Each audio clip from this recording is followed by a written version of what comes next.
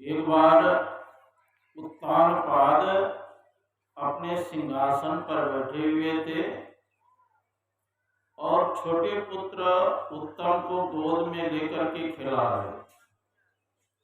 उसी समय ध्रुव आए खेलते हुए और पिता के गोद में बैठना चाहा,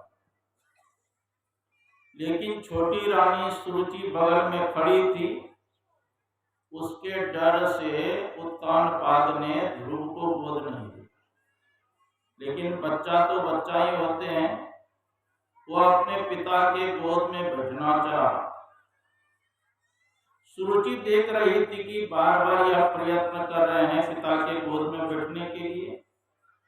सुरुचि ने ध्रुव के हाथ पकड़ करके हाथ से झिझोरती हुई कहती है, तू नादान बालक है, तुमको पता नहीं है कि तुम्हारी माँ कोई और है।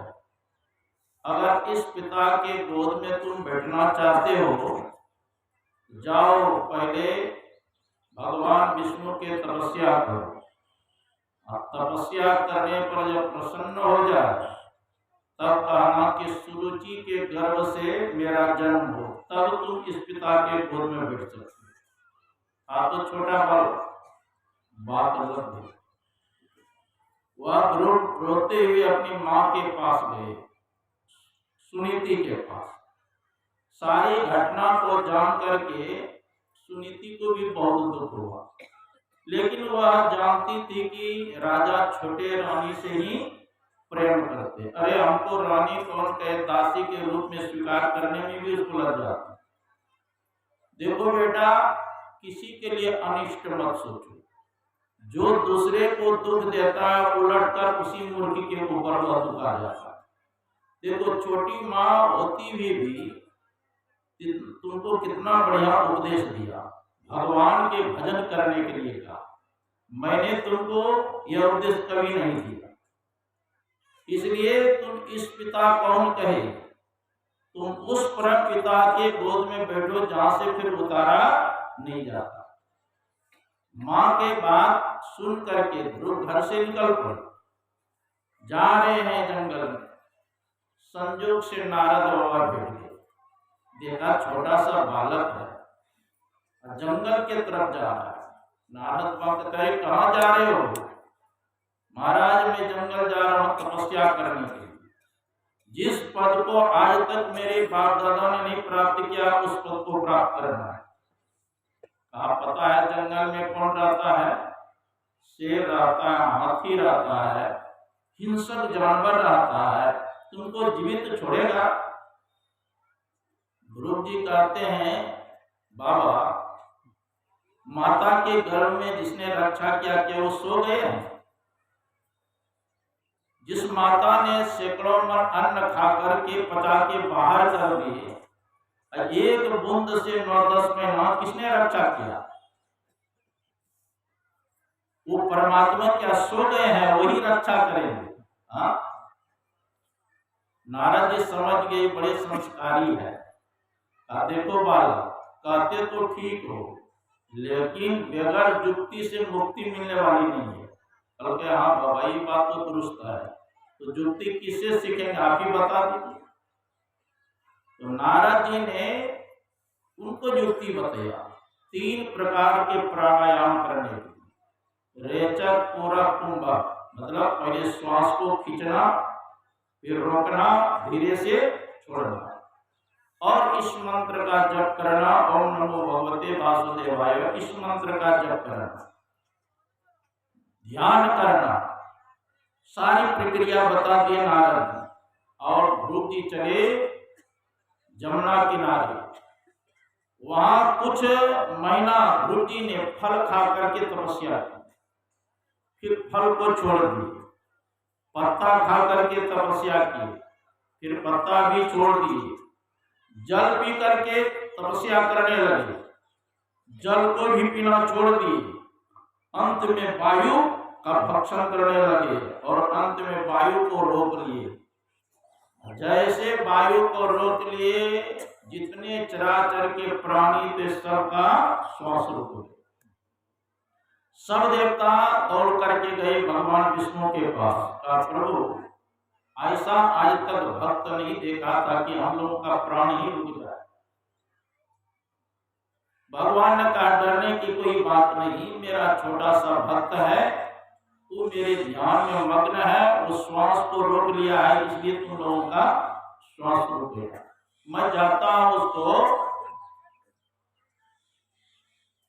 उसको तपस्या से मैं निगृहित करता हूं।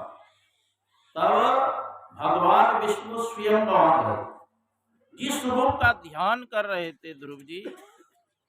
और बिजली चली गई, जनरेटर चलाओ। ए बिजली गया।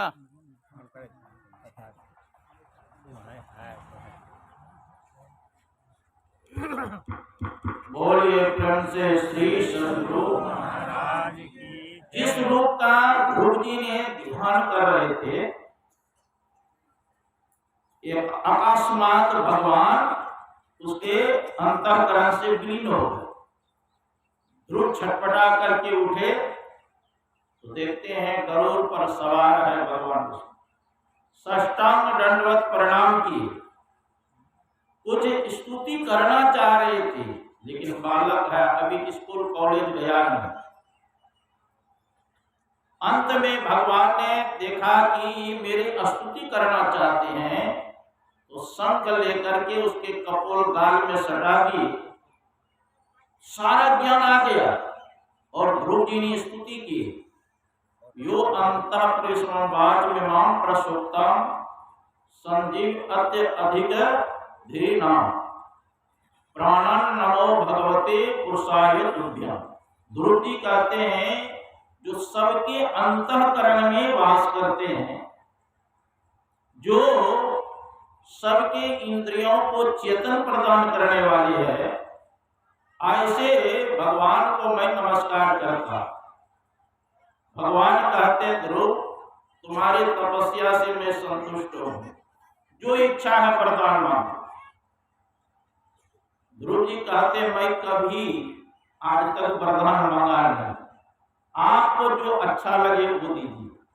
भगवान कहते तुम्हारे मन के संकल्प को जानता हूं, तुम्हारे मन में है जो मेरे बाप दादा ने नहीं प्राप्त किया पद, वह पद प्राप्त हो। लो वह ध्रुव लोक में देता हूं तुमको, लेकिन मेरी स्वेच्छा के लिए तो पिता का दिया हुआ 36,000 वस्त्र राज्य है ना, और अंत में मुझको ही प्राप्त करोगे। ध्रुव को यह वरदान देकर भगवान अंतर्ध्यान हो गए। अब ध्रुव के मन में पश्चाताप हुआ, मेरे बढ़ती को देवता लोग सहन नहीं करते। जो भगवान को प्राप्त करके मैंने मोक्ष पद को नहीं प्राप्त किया, मोक्ष नहीं मांगा, और 36,000 वर्ष हमको भगवान से अलग रहना पड़ेगा। और अंत में ध्रुव जी जब घर के तरफ जाने लगे तो उनके पिता मां सब स्वागत करने के लिए आए। देखो, जिस पिता ने गोद नहीं लिया, जिस पर भगवान प्रसन्न हो जाते हैं, वो शत्रु भी मित्र बन जाते है ना, विष भी अमृत का काम करने लगते। और ध्रुव जी को योग्य जान करके पिता ने अंत में उसको राजगद्दी पर बैठा दिया और अपने तपस्या करने चले गए। ध्रुव जी ने 36,000 वर्ष तक राज्य किया और अंत में अपने पुत्रों को राजगद्दी देकर के चले गए बद्रिकाश्रम। वहां तपस्या की। जिस ध्रुव ने 6 महीना में ही भगवान को प्रसन्न किया था, अब घर गृहस्थी में रहे, कुछ प्रपंच में रहे, तो 6 साल तक फिर तपस्या किया ध्रुव। तब उनको ले जाने के लिए पुष्पक विमान आया, और जैसे पुष्पक विमान पर वह चढ़ना चाह रहे थे ध्रुव, उसी समय मृत्यु देवता वो प्रकट हो गए। या तो मैं संसार के लोगों को चना के समान चबा करके मैं खा जाता हूं, लेकिन तुम भगवान के भक्त हो, इसलिए मेरे मस्तक पर अपना चरण रख करके पुष्पक विमान कर। देखो भक्त कैसे होते हैं। मृत्यु के मस्तक पर अपना चरण रख करके सुंदर पुष्पक विमान पर बैठी। जैसे ध्रुव जी पुष्पक विमान पर बैठ के आकाश में जाने लगे तब उसको अपनी माँ की याद आई, सुनीति का, जिस माता के कृपा से मैंने ध्रुवलोक को प्राप्त किया, क्या माँ को मैं छोड़कर क्या अकेले जाऊं ध्रुवलोक? उसी समय पार्षद हंसने लगे, जिस माता की कृपा से तूने ध्रुवलोक को प्राप्त किया, क्या तुम्हारी माँ की पुष्पक विमान पीछे रह सकती? देखो आगे आगे जा रहे। कुलम पवित्रम जननी कृतार्था वसुंधरा पुण्यवती च तेन आपार संवित सुख सागरेस्मिन लीनम परे ब्रह्मण्यस्य चेत। कहते जिस कुल में तुम्हारे जैसे भक्त का जन्म होता वह कुल पवित्र हो जाता, जन्म देने वाली माँ कृत हो जाती है। जिस स्थान पर तुम्हारे जैसे भक्त ठहरते वह स्थान तीर्थ बन जाता है, जिनका चित्त अहिर्निश परमात्मा के चिंतन में लगे। तो ध्रुव स्वगलानि जपेवो हरि नामो पायो अचल अनुपम। ध्रुव ने ग्लानि से दुखित होकर के भगवान का भजन किए और ध्रुव लोक को प्राप्त। अगर हम लोग भी मन वचन कर्म से भगवान नाम का स्मरण करेंगे तो हम लोगों का भी परम कल्याण हो जाए, इसमें संशय है क्या? सुमरि पवन सुत पावन नामो अपने बस करी राखे होगा। कहते नाम की महिमा तो हनुमान जी जानते हैं, है ना? कहते सुमरि पवन सुत पावन नामो अपने बस करी राखे होगा। भगवान श्री राम, माँ सीता दोनों बैठे थे सिंहासन, हनुमान जी पंखा झेल रहे। तो माँ सीता प्रसन्न होकर के अपने गले से हार निकाल के हनुमान जी के गले में डालते। हनुमान जी क्या करते जानते? उस माला के दाना को दांत से काट करके और देखते जाते हैं और फेंकते जाते हैं। दांत से काट करके माला को देखते हैं और फेंकते हैं। किसी ने कहा देखो अयोग्य व्यक्ति को कीमती चीज दिया जाए तो यही हाल होगा। बंधक जन आदि का स्वभाव देखो, कितनी ही कीमती माला सीता जी ने दिया और दांत से काट काट के फेंक रहा है। तो किसी ने पूछा हनुमान जी से कि आप माला को दांत से काट के क्या देखते हो, क्या कैसे फेंक रहे हैं? अब मैं देख रहा हूं कि इस माला के अंदर सीताराम है कि नहीं है। सीताराम की सब जगह रहता है। कहा जिसमें सीताराम नहीं रहे वो किसी काम का नहीं। तो पूछा कि आपके हृदय में है सीताराम? कहा है। और हनुमान जी सीता क्या करते हैं, अपनी छाती को फाड़ दिए, भगवान श्री राम और सीता माता प्रकट हो। तो कहते नाम की महिमा तो हनुमान जी जानते हैं। सुमरि पवन सुत पावन नामो अपने बस करी राखो। कहा हनुमंत विपत्ति प्रभु सोई जब तब सुमरन भजन नोई। हनुमान जी कहते हैं विपत्ति तब है जब परमात्मा का सुमरन नहीं किया जाए, उनका चिंतन नहीं किया जाए, उनका ध्यान नहीं किया जाए, तभी विपत्ति है। शास्त्र में भी आया है विपदो नैव विपदः संपदो नैव संपदः विपद विस्मरणम विष्णु संपन्न नारायण स्मृति। देखो हम लोग सुख और दुख की परिभाषा क्या करते हैं? अगर 2-4 करोड़ रुपया आ जाए सोचते हैं कि यार बड़े मालो माल हो गया, हम सुखी हो गए। और 2-4 करोड़ नुकसान हो जाए तो कहते हमारे ऊपर दुख का तो वज्र ही गिर गया। लेकिन ऋषियों ने, महर्षियों ने कहा यह असली विपत्ति नहीं है और ये असली संपत्ति नहीं है। असली संपत्ति क्या है? भगवान का स्मरण करना, उनका चिंतन करना, उनका मनन करना, ध्यान करना, ये असली संपत्ति है। विपत्ति क्या है? भगवान को विस्मृत हो जाना, उसका स्मरण नहीं करना, उनका ध्यान नहीं करना, उनकी उपासना नहीं करना, ये सबसे बड़ी विपत्ति है। तो दुखों से, संकटों से बचने के लिए क्या करना है? परमात्मा का नाम का स्मरण करना है। इसलिए शास्त्र में आया है, सतम विहायो भोक्तव्यम सहस्रम स्नान माचरेत लक्षम व्यायो दातव्यम कोटिम त्यक्तारिमस्मृत। स्व काम को छोड़ के भोजन करना चाहिए। गुरु महाराज की प्रवचन में है, देखो भूख लगने के बाद अगर समय पर भोजन नहीं करेंगे तो शरीर में पित्त हो जाता है। अब भूख नहीं रहने पर जबरदस्ती भोजन करेंगे तो पर भी रोग होगा। इसलिए शास्त्र में आया कि स्व काम को छोड़ करके समय पर भोजन करना, 1000 काम को छोड़ के स्नान करना चाहिए। स्नान करने से मस्तक ठंडा रहता है और भजन बनता है। लाख काम को छोड़ करके दान करना चाहिए। मैंने महाभारत में पढ़ा कि कोई व्यक्ति आपके पास मांगने आ गए और आपने कुछ नहीं दिया तो मांगने वाले व्यक्ति यूं ही लौट के नहीं चला गया, आपका पुण्य लेकर चला जाएगा और अपना पाप आपके पास छोड़। इसलिए कहा, लाख काम बराबर काम हो, कोई मांगने आ जाए तो अवश्य अपनी शक्ति के अनुसार दान करना चाहिए।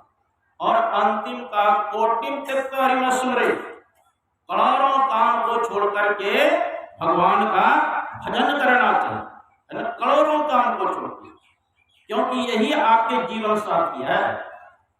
शंकराचार्य जी महाराज बनारस में गंगा किनारे टहल रहे, एक वृद्ध महात्मा एक सूत्र रट रहे थे, डुकरी करने सूत्र, है ना, बुढ़ापा पर तो याद होता नहीं है, होम रट रहे थे डुकरी करने सूत्र।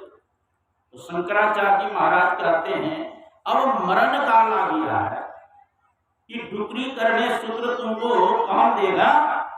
इसलिए क्या कहा, भज गोविंदम गोविंदम भज मूढ़मते संप्राप्ते नीते काले नहीं नहीं रक्षति डुकरी करने। कहते अरे गोविंद परमात्मा का नाम का भजन करो, ये डुकरी करने काम सूत्र याद हो। इसलिए भगवान कृष्ण गीता में अर्जुन से कहा था, तस्मात् सर्वेषु कालेषु मां स्मर युद्ध च।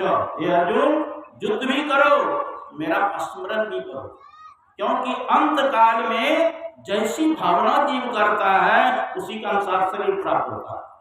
देहावसान समय चित्ते यद यद विभावेत तत्देवो भवेत् जीव इत्येव जनता। मरण काल में जीव जो जो भावना करते हैं उसी के अनुसार उनको शरीर प्राप्त होता है। इसलिए उठते बैठते खाते पीते परमात्मा का स्मरण करो। गुरु महाराज भी कहते हैं, सर्वक्षण गुरु मन जो में ही रहे हो, निश्चय ही निर्वाण हो संत सब करो। अगर प्रत्येक क्षण जब करेंगे एक न एक निर्वाण मोक्ष पद को प्राप्त होगा। इसलिए भगवान बुद्ध ने कहा, ज्ञान बिना ध्यान नहीं, ध्यान बिना ज्ञान नहीं। जो ज्ञान और ध्यान दोनों रखते हैं वो निर्वाण के समीप। और जब तक शरीर में शक्ति है तभी तक आप भक्ति कर सकते हैं, और शरीर में शक्ति नहीं रहे भक्ति होगी। एक भक्त भगवान से प्रार्थना करते हैं, कृष्ण स्तुतीय पद पंकज पिंजरांते अद्यव में भविष्यतु मानस राजहंसः प्राणपयान कपवात पित्ते कंठावरोधन विदो कृष्ण नमस्ते। प्रभु, अभी तो मैं आपका स्मरण कर रहा हूं, लेकिन मरण काल जब आएगा प्रभु, उस समय तो बड़ा विकट परिस्थिति आ जाता है। कप पित्त बात कंठ पर आकर के जकड़ करके पकड़ लेता है, उस समय आपका स्मरण कैसे करूंगा? होगा। इसलिए जो काम करना है आप जवानी में ही कर सकते हैं। इसलिए शास्त्रकार कहते हैं, प्रथमेनार्जितम विद्या, द्वितीयेनार्जितम धनम, तृतीयेनार्जितम पुण्यम, चतुर्थी किम करिष्यति। बचपन से लेकर के 25 साल की अवस्था में जिसने विद्या का अध्ययन नहीं किया, 25 से 50 साल के अंतर्गत जिसने धन का संचय नहीं किया, और 50 से 75 साल के अंतर्गत जिसने पुण्य का संचय नहीं किया, चतुर्थी किम करिष्यति, बुढ़ापा में क्या करेंगे? तो संतों से युक्ति जान करके एक नाम का जप करें, एक रूप का ध्यान करें, दृष्टियों का अनुसंधान करें, तो परम कल्याण होगा। विशेष रूप से हम लोग जो आगे शरण करें, बोलिए श्री सद्गुरु